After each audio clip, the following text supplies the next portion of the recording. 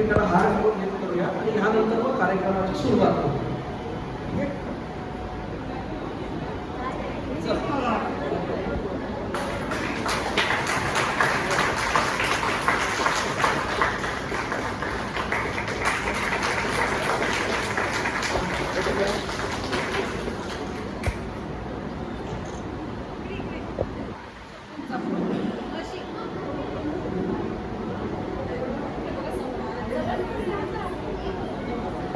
कार्यक्रमात सहभागी झाला त्याचं तुम्हाला सगळ्यांना मनापासून खूप खूप धन्यवाद. कार्यक्रम छोटाच ठेवतो, खूप मोठं काही नाही. बाबांनी त्यांचा आणि आईचा जो 50 वर्षाचा प्रवास आहे त्याबद्दल त्यांनी एक छोटासा व्हिडिओ केलेला आहे, तो तुम्हाला सगळ्यांशी शेअर करायचा आहे. त्यानंतर आईबाबांना काही थोडंसं बोलायचं असेल, आम्हा सगळ्यांना काही जर आपल्या त्यांचे अनुभव आपल्या सगळ्यांशी शेअर करायचे असतील, यासाठी एक छोटंसं 15-20 मिनिटाचा कार्यक्रम असणार आहे आणि मग त्यानंतर आपण जेवणाकडे पोहोचू.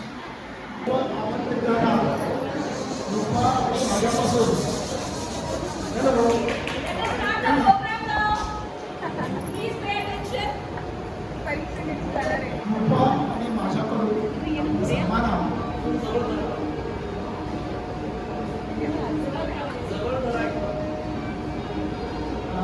माझ्याबद्दल धन्यवाद.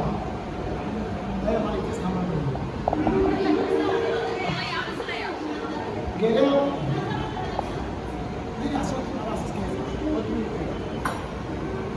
त्याला तर दिसेल 50 वर्षात आमचं आयुष्य कसं गेलं, त्याच्यामध्ये काय काय अडचणी आल्या, त्याला आम्ही कशा मात केली, ते काय काय घडलं याच्याबद्दल एक थोडक्यात तुम्हाला काहीतरी सांगायचं आहे म्हणून मी हे स्लाईड प्रेझेंटेशन केलं. माझं मराठी एवढं चांगलं नाही, कारण इथलं शिक्षण झालेलं, इंग्लिशमधलं सगळं काम केलं आणि आता मराठीमध्ये बोलायला लागलं. मधून मराठीत बोलेल, मधून काम इंग्लिशमध्ये बोलेल.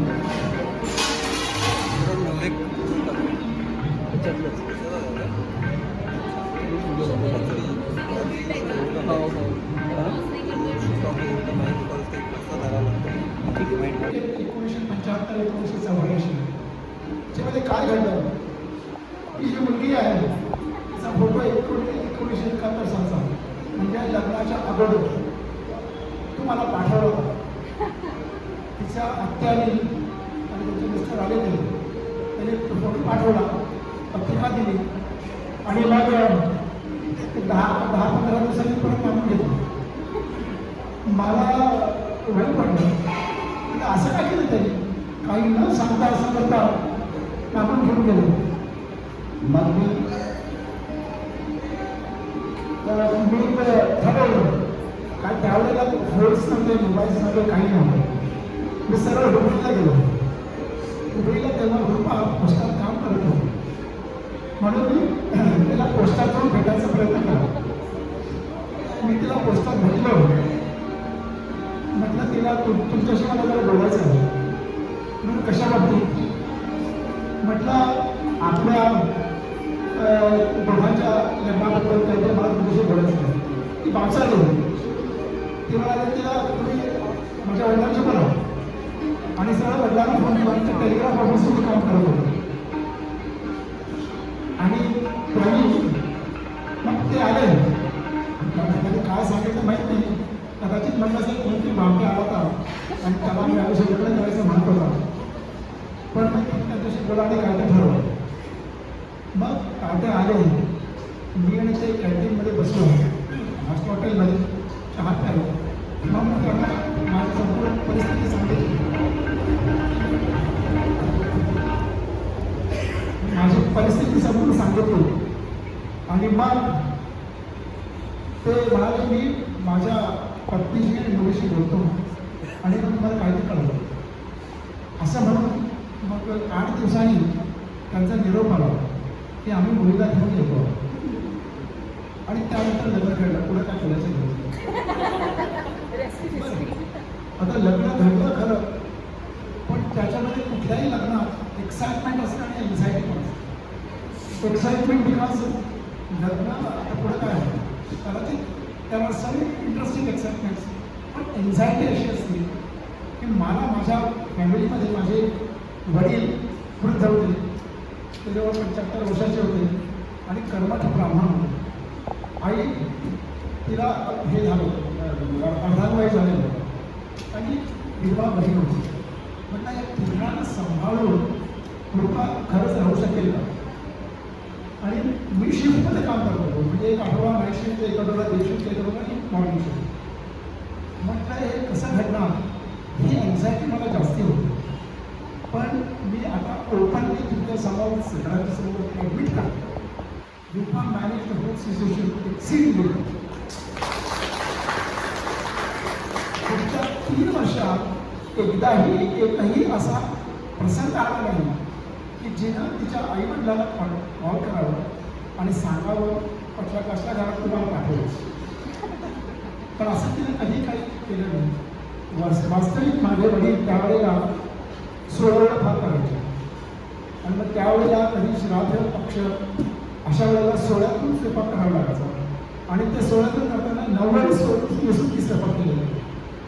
मला सांगा, एखादी मुलगी माहेरी कधी सोहळं करत नाही, सासरी आल्यानंतर सोहळं करावं लागतं, ही किती कठीण परिस्थिती.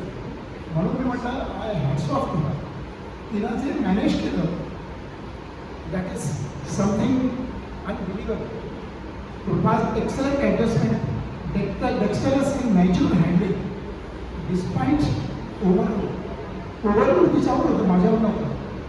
कारण ती नोकरी पण करायची, म्हणजे पोस्टात नोकरी करायचं, घर सांभाळायचं. मी कधी रात्री उशीर येणार, पहाटे लवकर म्हणा, कधी दुपारी येणं, त्या सगळ्या गोष्टीने तिने मॅनेज केलं. म्हणून मग मी ठरवलं आता तिला एकच एक सर्वात जास्त आवड आहे, म्हणजे फिरायची. सारखं फिरायला लागतं आवड. म्हणून मग 1976 साली म्हणजे लग्न झाल्यानंतर दुसऱ्या वर्षीच तिला मी काश्मीरला घेऊन काश्मीरचे सहल झाले. त्यानंतर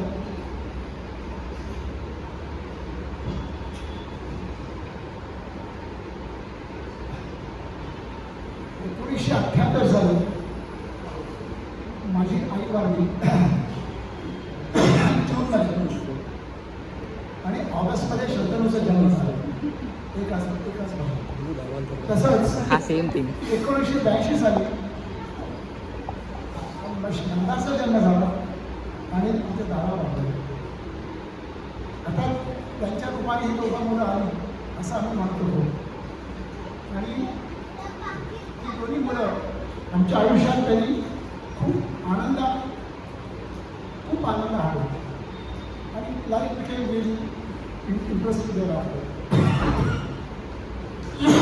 अजून एक महत्त्वाचं मला सांगायचं म्हणजे 1978 साली मी प्लॉट घेतला. कारण माझ्या आईला आणि वडिलांना आमचं स्वतःचं घर असावं असं वाटायचं. पण वडिलांनी कधीही त्यांच्याकडे घर घेतलं नाही. पण मी नोकरी लागल्यापासून हे करत होतो की आपण स्वतःचं घर बांधलं घ्यावं. 78 साली प्लॉट घेतला गव्हर्नमेंटकडनं, पण त्यांनी कंडिशन घातली 2 वर्षात बांधणार. 78 साली घेतला, 80ला त्यांचा तगादा सुरू झाला. तुम्ही ताबडतोब बांधा नाही तर प्लॉट सेल करा. माझ्याकडे पैसे नाही. आमचा पगार तुटपुंजी पगार 500, 550, 600 असे पगार. आमच्या वेळेला बँका कुठला लोन देत नव्हत्या. आता कसे वाटेल तसे लोन देतात, तसं काही लोन देत नव्हतं. मग काय करायचं, रूपाने तिचं जे सेविंग्स होतं काय 15-16 हजार मध्ये काय तर माहिती नाही, ते सेविंग एका रकमेत माझ्या नावावर ट्रान्सफर केलं. म्हणाला घ्या, पाया बांधा, पुढे काय व्हायचं तर बघूया. म्हणून ते जे 15,000 रुपये घेतले 1980 साली पाया बांधला आणि ते प्लॉट परत द्यायचं आमचं हे अवॉइड झालं. आणि ते घर तो तुम्हाला तर दिसतंय. खालचा मजला फक्त मी बांधला, वरचा मजला नंतर भेटेल. 10-15 वर्ष पुढे झाला. पण नंतर मी काय करावं म्हटलं, हे घर तिच्याच नावावर ट्रान्सफर करावं, माझ्या नावावर नको. पहिल्यांदा तिने पैसा दिला, नंतर मी पैसा घातला. पण पहिला पैसा जर तिला घातले नव्हता तर मला हे घर आवडलं नसतं. म्हणून हे घर मी तिच्या नावावर मदत केलेलं आहे, तिच्या नावावर ट्रान्सफर. हां, आता अजून एक माझ्या नेटवर्किंग फ्रेंडना कदाचित याबद्दल हे वाटतं 1970 सालापासून ते 1985 सालापर्यंत 15 वर्षांनी मेट्रोलॉजिस्ट म्हणून काम केलं. नंतर मला मेट्रोलॉजिस्ट म्हणून काम करायला पुढे मिळालं. याचं कारण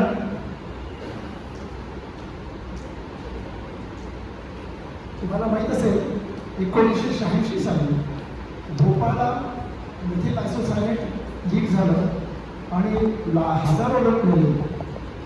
त्याचा परिणाम काय झाला तर फॉरेन कंपनीजना त्यांनी जबरदस्त हे केले काय कंडिशन्स लागली आणि आमची कॅनेडियन कंपनी आल्किन कंपनी हे घाबरत होते तर लगेच पळून आले भारतात आणि आमची इंडाची गायगावची पळून मोठी होती म्हणून मग त्यांनी मला इथे आले आणि मला ताबडतोब पोल्युशन कंट्रोल पोल्युशन डिपार्टमेंट सुरू करायला. मग मीच मला बघायला मिळालं आणि मी रिसर्च अँड डेव्हलपमेंटमध्ये हेड होतो. तर मला काय चांगले एन्व्हायरमेंट डिपार्टमेंटमध्ये जावं. ते गोल्डस मला डेसिग्नेशन दिलं एन्व्हायरमेंट मॅनेजर म्हणून. एक केटी टेबल दिलं. पुढं काय मला त्याच्याबद्दल ज्ञान नाही काहीच हे नेहमी करणार काय काहीच करता येत नव्हतं. कोणी रिपोर्ट करत ती कुणाला रिपोर्ट करत कसं काय करायचं समजत नव्हतं. 1 वर्ष कसं गेलं माझं मला माहीत नाही. It was a mental trauma. काय करावं कामच नाही. पण नंतर माझे बॉस होते वेणुगोपाल त्यांनी मला माझी परिस्थिती बघितली. ते म्हणाले काळजी करू नकोस मी तुला काही लिटरेचर देतो ते वाच. आणि त्यांनी मला कॅनडामध्ये 2 महिने ट्रेनिंगला पाठवलं. कॅनडात ते 2 स्मेल्टर्स होते खूप मोठे स्मेल्टर. एक क्युबेकमध्ये आहे दुसरं व्हिक्टोरिया म्हणजे व्हँकुव्हरजवळ आहे. या 2 ह्याच्यामध्ये 1988 साली मी ट्रेनिंग घेतलं आणि ते ट्रेनिंग घेत 2 महिन्याचं ट्रेनिंग घेतलं आणि त्या ट्रेनिंग घेतल्यानंतर मी आलो आणि आल्यानंतर एक वर्षभर 2 वर्ष सगळ्या प्लांट्समध्ये लॅबोरेटरी सेटअप केलं. बऱ्याच गोष्टी केल्या पोल्युशन कंट्रोल. पण लोक मला काही मदत करत नव्हती. कोणी पोल्युशन कंट्रोलला तयार नव्हतं कारण it adds to cost it doesn't give profits. पण म्हणून काय झालं 1990 साली दिल्लीमध्ये मला ट्रेनिंग घेतली. त्याच्यामध्ये तुम्ही how we can work on pollution prevention आणि रिसोर्स कन्झर्वेशन हे केलं त्याने. ते केल्यानंतर मी माझं संपूर्ण आयुष्य बदलून मी नंतर जनरल मॅनेजर म्हणून मला प्रमोट केलं. तर general manager resource conservation pollution prevention म्हणून घेतलं. आणि नंतर पुढच्या 5-6 वर्षात संपूर्ण इंडियामधल्या प्लॅन्ट्समध्ये इतके प्रोजेक्ट्स केले की मग मला हे एक प्रकारचं I got a recognition as a person who can do something in the environment. मग पुढच्या 3-4 वर्षात मला 3 प्रमोशन्स मिळाली. I get to be general manager. पण नंतर काय झालं हे एवढंच नाही. हे करत असताना आमच्या बाईसाहेबांनी आम्हाला आमच्या दलाला लावलं तर कुठे ना कुठेतरी घेऊन जाते. म्हणून त्यावेळेला मी इथे लिस्ट केलेले फक्त 5च आयटम्स आहेत. पण नंतर 10-15 आयटम्स असतील असतील गेले. ते बिजापूर बादामी पंचवटीला गेले ते दोघे मुलं होती लहान. मैसूर आणि उटीला पण गेलो तर त्याचे फोटो नाही आहे. माझ्याकडे ते बेळगावला राहिले. नंतर महाबळेश्वरला पण गेलो. महाबळेश्वरला गेलो. नैनिताल कॉर्बेट नॅशनल पार्क या सगळ्या गोष्टीला गेलो.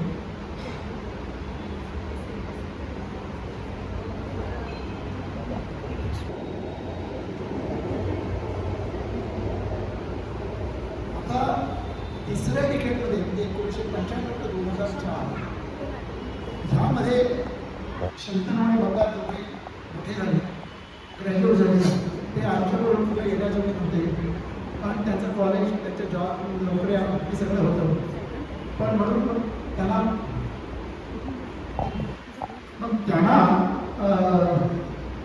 जॉब मिळाल्यामुळं शंतनू मैसूरला होतं. दोघांनी भेटत झाली IT मध्ये आणि दोघांनी मोठ्या कंपन्यामध्ये नोकरी मिळाली.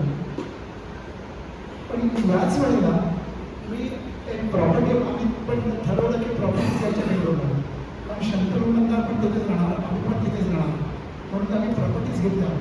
पण तिथे कारण की मला सुद्धा बरेचसे कन्सल्टन्सी असाइनमेंट मिळायचे ते सगळे जगभर असायचे. मग बेळगाव फिरणं कठीण होणार म्हणून मी बेंगलोरला शिफ्ट केलं. म्हणून प्रॉपर्टीज घेतल्या आणि नंतर मला एक ॲडव्हान्टेज झाला त्यावेळेला. भारतामध्ये जगामध्ये एक रिकॉग्निशन असायचं प्रिन्सिपल एन्व्हायरमेंटल ऑडिटर. त्याला एन्व्हायरमेंटमध्ये बरीच कामं करावी लागायची. ते त्यावेळेला भारतात मी दुसरा होतो. एक श्रीनिवासन म्हणून होता, नंतर मी दुसरा होतो. या रिकॉग्निशनमुळे मला बराच फायदा झाला. आणि मग नंतर मला अल्कॅननी बरेच इंटरनॅशनल ऑडिट्स करता आयर्लंडला बनवलं, गयानाला बनवलं, आर्बाईडाला बनवलं, बऱ्याच ठिकाणी बनवलं. पण मी आयर्लंडमध्ये फक्त केलं. नंतर मी बिकेम पार्ट ऑफ इंडिया आणि मग अल्कॅनचा संबंध संपले. ते जर असते तर मी अजूनही अल्कॅनमध्ये राहिलो असतो. मग त्यावेळेला असताना सुद्धा आपलं साईट सीन कधी थांबत नव्हतं.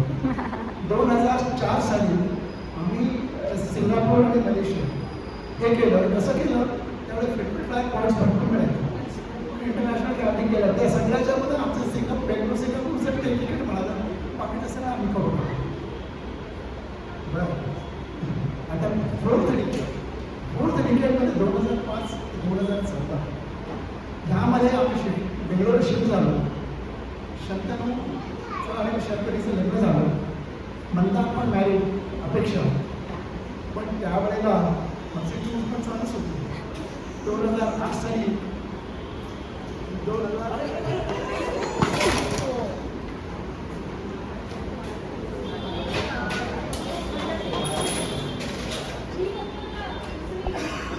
ट्रॅव्हल्स कधी थांबवले काही का असे नाही. 2008 साली चारधाम यात्रा केली. 2009 साली हिमाचल प्रदेश केलं. हिमाचल प्रदेश करत असताना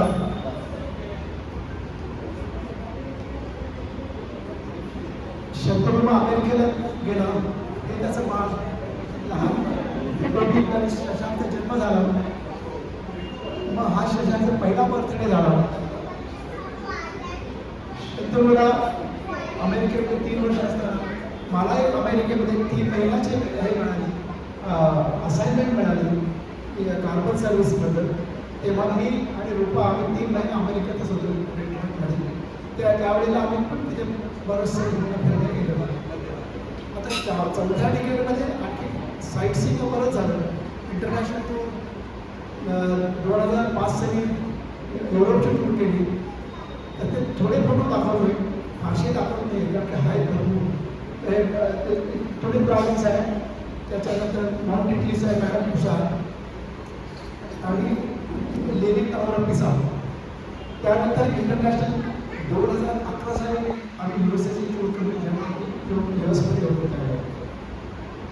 त्यावेळेला असं युनिव्हर्सल स्टुडिओ, नासा आणि नंतर शंतनूच्या फॅमिलीबरोबर आम्ही पण अनेक प्रवास केले. माउंट रेशमोर पण गेलो. ते बाळ अगदी एवढंसं लहान होतं शशांक आणि ते खूप चिडायचा, रडायचा, रडायचा.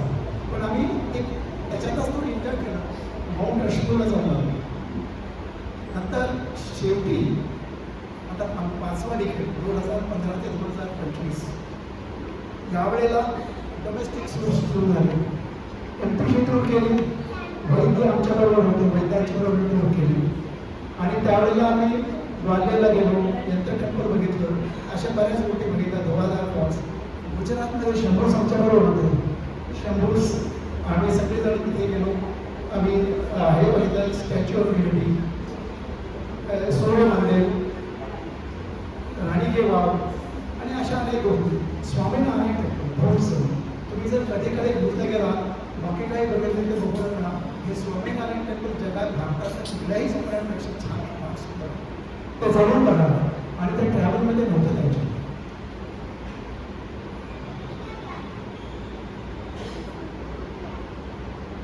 त्याच वेळेला 2015 साली इंटरनॅशनल टूर केली ऑस्ट्रेलिया आणि न्यूझीलंड. ही पण फार सुंदर झाली. मी याच्या आणखी एक्सप्लेन करत नाही, वेळ फार झाला. आणि मग शेवटची जपान, चायना, हाँगकाँग आणि मकाऊ ही पण टूर केली. कारण आमच्या बाईसांना ट्रॅव्हलिंगची भयंकर आवड. किती केलं तरी कमीच पडते त्यांना. अजून म्हणलं तर तुम्ही 4 वर्ष झाली कुठेही गेला नाही. हो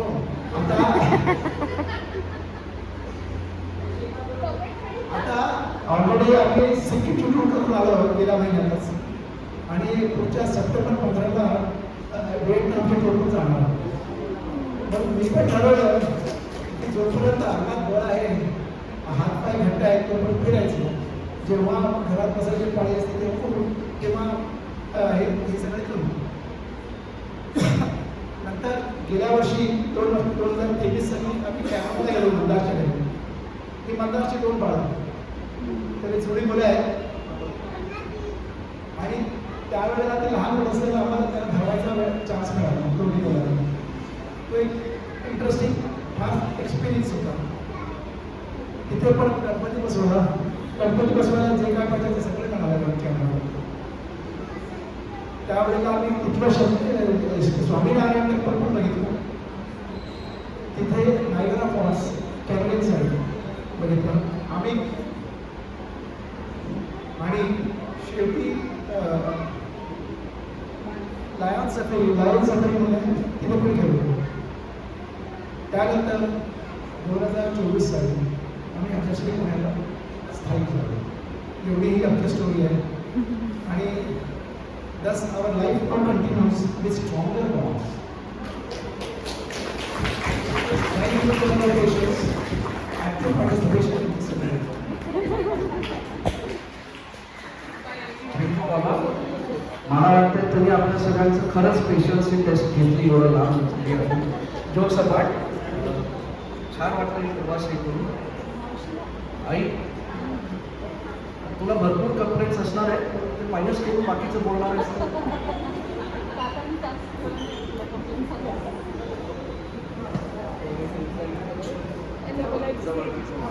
मला काही बोलायचं आहे, पण ते माझ्यापेक्षा माझी बहीण जास्त चांगल्या रीतीने सांगू शकेल. माझ्या भावना आहेत, शब्द तिचे आहेत. प्लीज तिच्या तोंडला ऐका.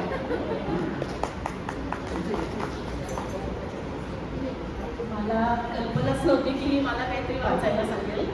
मी कोविडच्या काळामध्ये काहीच काम नव्हतं. काम म्हणजे घरकाम असायचं, पण डोक्यात इतके विचार असायचे की मलाच आश्चर्य वाटलं, मी 200 कविता केल्या.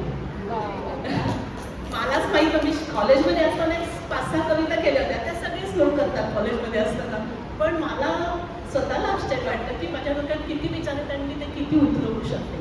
तर तिला फार आवडतात माझ्या कविता. तर मला कल्पना नव्हती, नाही तर एखादी साजेशी त्यांना दोघांना अशी आणली असती. पण फोनमध्ये असलेली एक कविता वाचली आहे आणि ती रूपा तिच्या आहोंना म्हणते, असं त्याचं तुम्ही साधारण ते नॅरेटिव्ह घ्या त्याचं, असं मला वाटतं.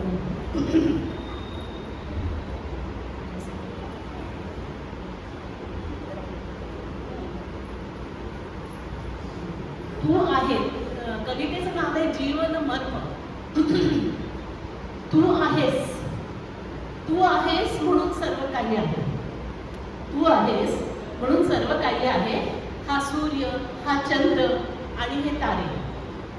तू आहेस म्हणून सर्व काही आहे. हा चंद्र, हा सूर्य, हा चंद्र आणि तारे. हे डोंगर, ही नदी, वर लुकलुक तारे. ही धरती, हे सागर, हे धुंद वारे. तू आहेस म्हणून सर्व काही आहे.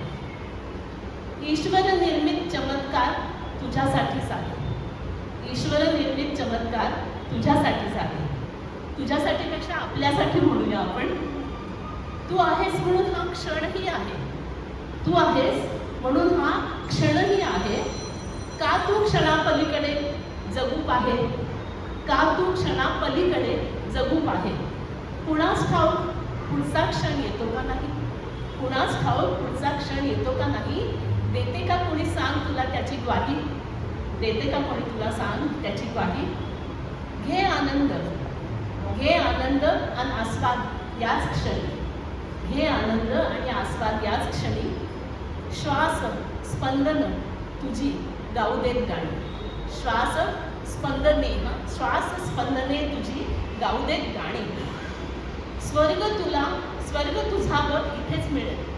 स्वर्ग तुझा बघ इथेच मिळेल. जेव्हा तुझं जीवन मर्म समजेल. जेव्हा तुला जीवन मर्म समजेल.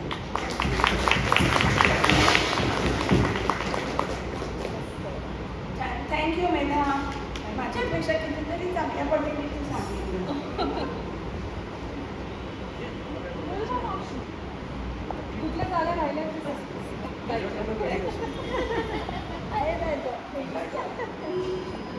पीक फार वेळ घेणार नाही. असं म्हटलं जातं की प्रत्येक मूल जेव्हा या जगात जन्माला येतं ते आपले आई वडील आधीच निवडून येतं. आई बाबांना आजच्या दिवशी मला एवढंच एक छोटंसं श्लोक म्हणावंसारखं वाटतं. सर्व तीर्थांमयी माता सर्व देवमय पिता मातरं पितरं तस्मात सर्व याज्ञेन पूजते. याचा अर्थ असा आहे की तुम्ही जगातल्या सगळ्या जागांचे तीर्थ घेतल्यानंतर जे पुण्य मिळतं ते तुम्हाला तुमच्या आईकडनं मिळतं. जे सर्व देवांचं जेव्हा तुम्ही पूजा अर्चना करता आणि जेव्हा तुम्हाला त्यांच्याकडनं वरदान मिळतो ते तुम्हाला तुमच्या वडिलांरूपी वडील रूपाच्या मिळतो. आणि अशा आई वडिलांचं तुम्ही सर कधीही हे करून तुम्ही त्यांची पूजा करा. आणि मला वाटते असं मी काहीतरी कुठल्या तरी जन्मांचे कितीतरी जन्मांचे माझे चांगले कर्म असतील की अशा आई वडील मला मिळाले. माझं पूर्ण लहानपण म्हणा किंवा आत्ता पण कंटिन्युअसली आईबाबांचं मला सारखं प्रोत्साहनच मिळालेलं आहे. असं तरी कधीही वाटवलेलं नाही की कुठे काही कमी पडलेलं आहे. आजही आईबाबांचंच हे असतं की पुढे काय करतोस, काय तुझं हे चाललेलं आहे. आणि जे काय घडलेलं आहे लहानपणी आई वडिलांनी सगळ्या ह्या गोष्टी आम्ही चांगलं व्हावं, चांगली मुलं व्हावी, चांगले नागरिक व्हावे आणि आयुष्यात पुढे जावं यासाठी जे त्या दोघांनी झटपट केली आहे त्याच्यासाठी मी स्वतःच्या वतीनं खूप खूप धन्यवाद करतो. तुमचा आशीर्वाद माझ्यावर सदैव असू दे एवढीच प्रार्थना करतो. या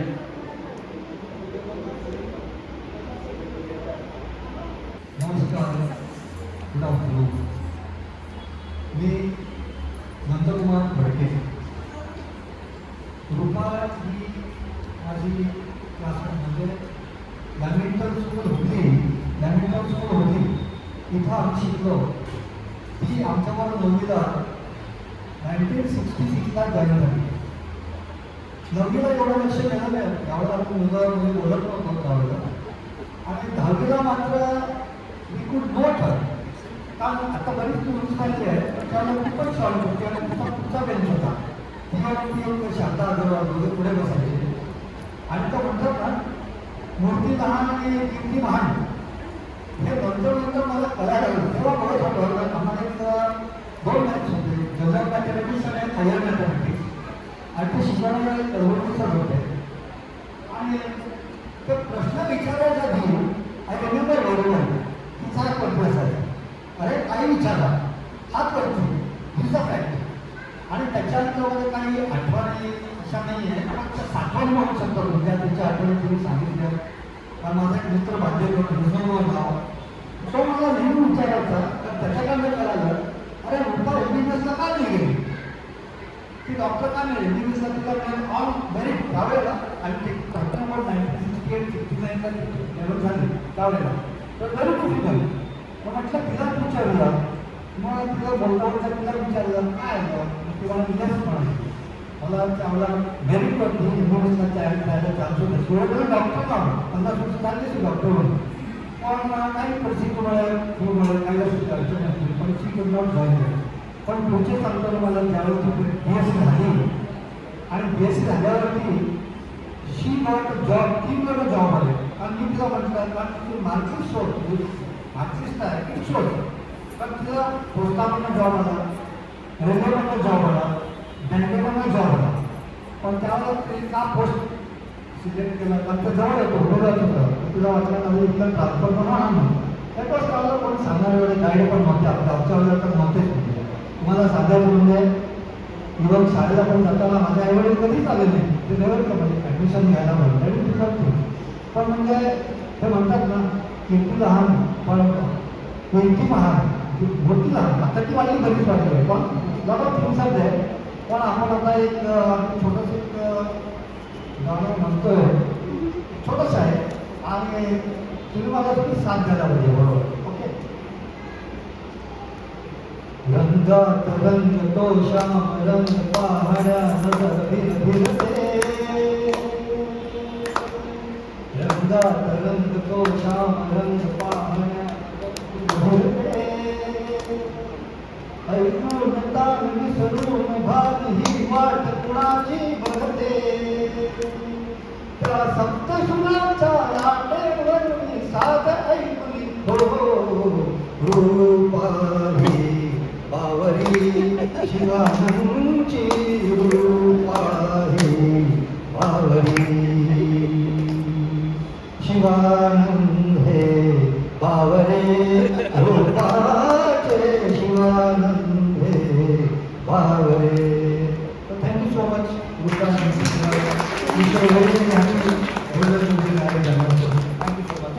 थँक्यू नंदू.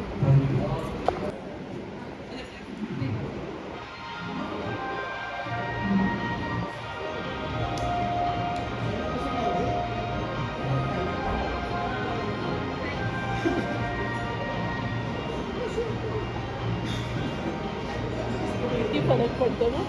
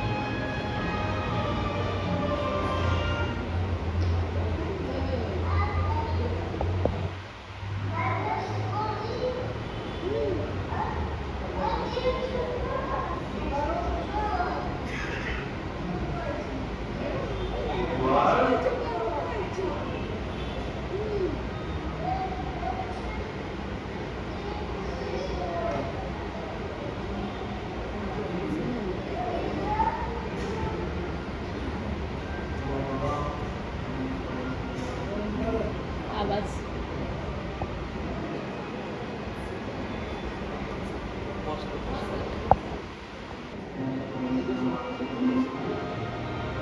त्यांच्या स्पीकरच्या समोर आपला हा माईक पकडला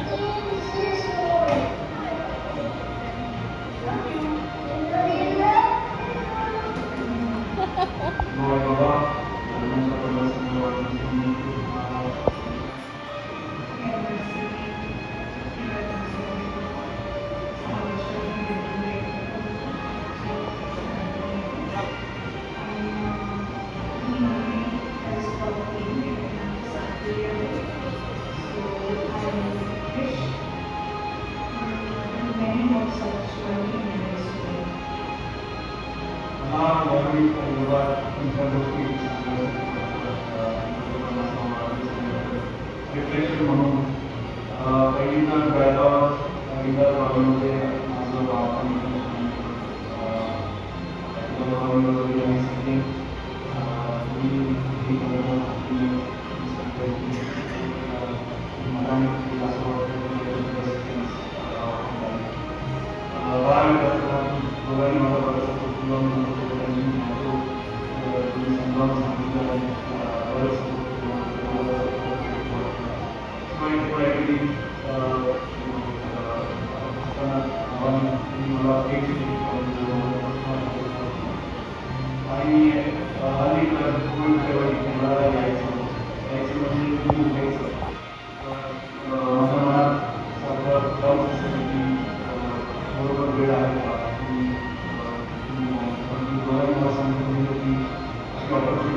is right to that opportunity.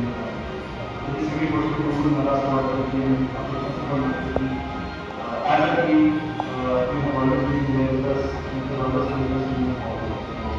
At the end of the day, function are without it,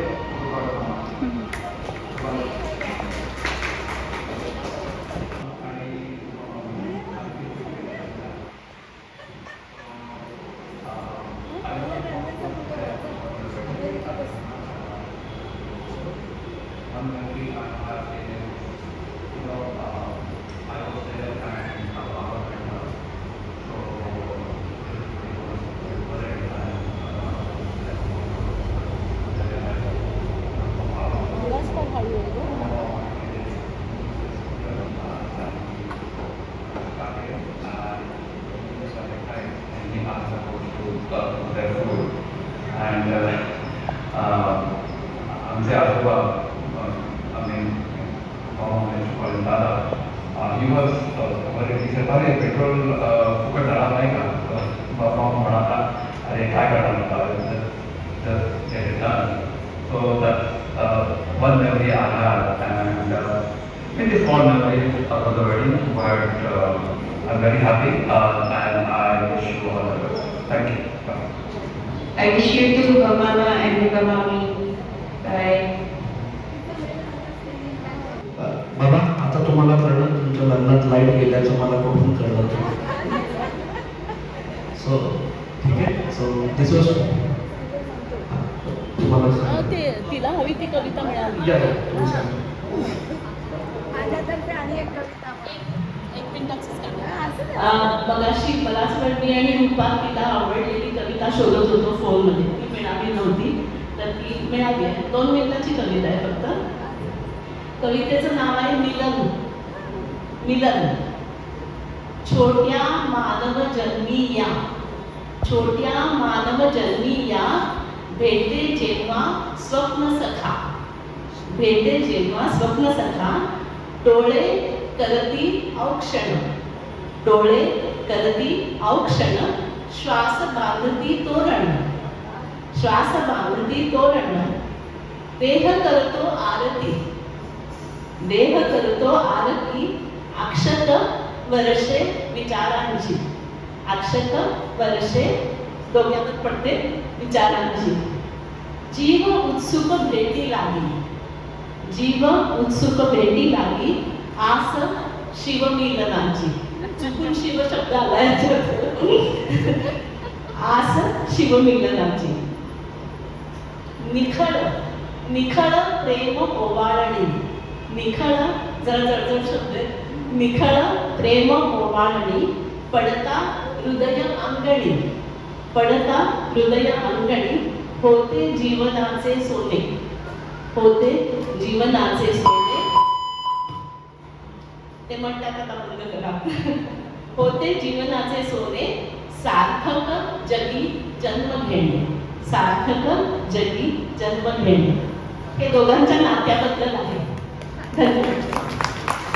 काही जर बोलायचं असेल युअर बरोबर. सो पहिल्यांदा आजी आजोबांना very happy anniversary. Congratulations on completing half a century, जर क्रिकेटच्या भाषेत बोलायला गेलं तर. तुमचं जे आयुष्य होतं, जे इवन बाबांनी मला आत्तापर्यंत नव्हतं सांगितलेलं, हे आजोबांच्या एका प्रेझेंटेशनवरनं कळालं. आणि आय जस्ट वॉन्ट टू से की तुमच्या काळी गोष्टी कशा होत्या आणि त्या गोष्टी कशा आहेत, खूप डिफरन्स आहे. तुमच्याकडनं खूप गोष्टी शिकायला पण मिळाल्या मला, जसं की हाऊ टू स्टे स्ट्रॉंग आणि how to lead the way correctly. आजोबा, हाऊ आजी सपोर्टेड आजोबा in his career is also an inspiration for me, and how to go forward in my work life. अजून काही गोष्टी नाही आहेत माझ्याकडे बोलायला, but I'm wishing you a very happy marriage years ahead. Thank you. माझ्याबद्दल introduction मला वाटतं काढलेच करू शकतो, कारण की त्याच्याबरोबर SP कॉलेजमध्ये 2 वर्ष आणि पुढे 4 वर्ष इंजिनिअरिंग कॉलेजमध्ये आणि तिथे जो एकेकाळी खट्या पण आता कारण निमित्ताने आणि तब्येतीने बंद झालेला असा जो ग्रुप आहे त्याचा हा एक मेंबर होता मेट 70 मेटॅलॉजिस्ट. तुम्हाला माहीत नसेल बाकीच्यांना की ज्यावेळेला आम्ही इंजिनिअरिंग कॉलेजला होतो तेव्हा मेटॅलॉजिस्टचा उल्लेख टिपिकल पुणेरी भाषेत होता. आणि मुद्दामून म्हणतोय कारण की मी मुंबईकर आहे. पुणेरी भाषेमध्ये त्याला घिसाडी म्हणायचे. फक्त हे आमच्या ह्या लोकांनाच माहिती आहे, बाकीच्यांना माहिती आहे की नाही माहीत नाही. पण ह्या घिसाड्यांनी एवढं सगळं केलं, अभिनंदन आहे. कृपा तू याला सांभाळलेलं आहे, खरोखरी तुझं कौतुक आहे. आणि अशीच आणखी बरीच वर्ष व्हावी अशी मी आमच्या मेट 70च्या बरोबर इच्छेने मी प्रेझेंटेशन करतो. Please take care of my friend. किस्से असतात की जे स्वतःने बाहेर येऊ शकत नाही, पण I think that nostalgia is worth revisiting again. अजूनही कोणाला बोलायचं आहे काही?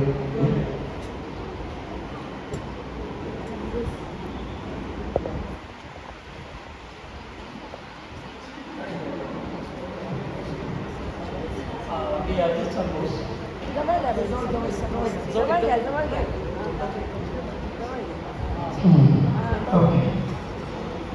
मी अजित संतोष. पहिल्यांदा नामळे आणि वहिनींना दोघांना त्यांच्या लग्नाच्या 50 वर्षाला अभिनंदन करतो. त्यांचे सगळे मित्र वगैरे आहेत, नातेवाईक आहेत. पण आमची जी ओळख आहे तर आपल्या घरोबा आहे तो विलास कॉलेजपासून बेळगावपासून. काही माहिती नसताना, काही ओळख नसताना जेव्हा बेळगावात उतरलो इंडियन कॉलेजमध्ये आणि शेजारी ओळखले तर जांभळे वाटत.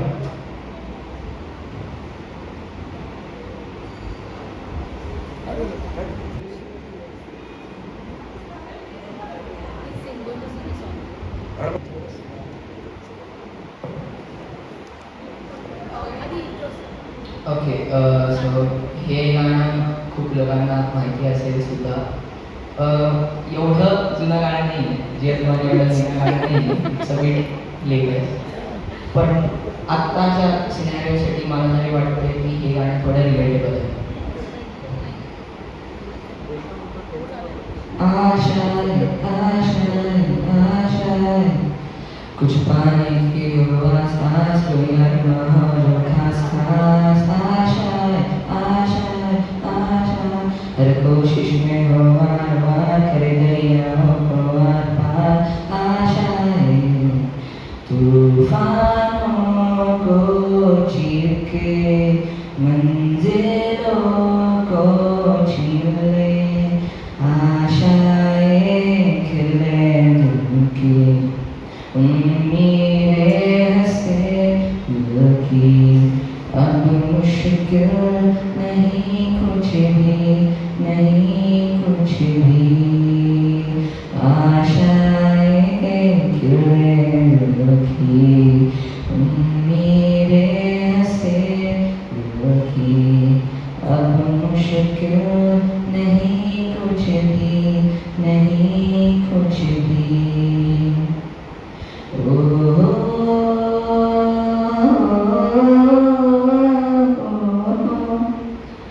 उड़ जाए लेके खुशी अपने संग तुझको वहाँ. जन्नत से मुलाकात हो पूरी हो तेरी हर दुआ. आशाएं खिले की उम्मीदें हंसे दिल की. अब मुश्किल नहीं कुछ भी, नहीं कुछ भी. आशाएं खिले दिल की उम्मीदें हंसे दिल की. अब मुश्किल नहीं कुछ भी, नहीं कुछ भी.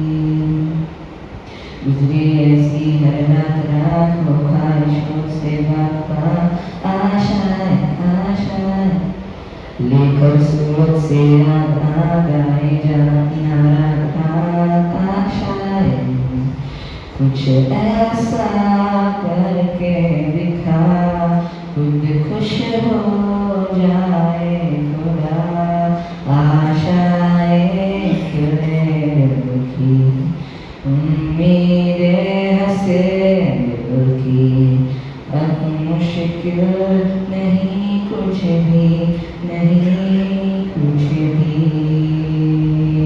थैंक यू अजूनही कोणाला करायचं आहे का तर आपण जेवणाला एक असताना. पुन्हा एकदा तुम्हा सगळ्यांना खूप खूप धन्यवाद. तुम्ही या कार्यक्रमाला येऊन आई बाबांच्या याला खूप प्रोत्साहन दिला. तुमचे शुभकामनाए देत आहे. असेच तुमचे शुभकामनाए कोणीही सुद्धा आमच्या सगळ्यांच्या बरोबर असू दे. थँक्यू. Let's start the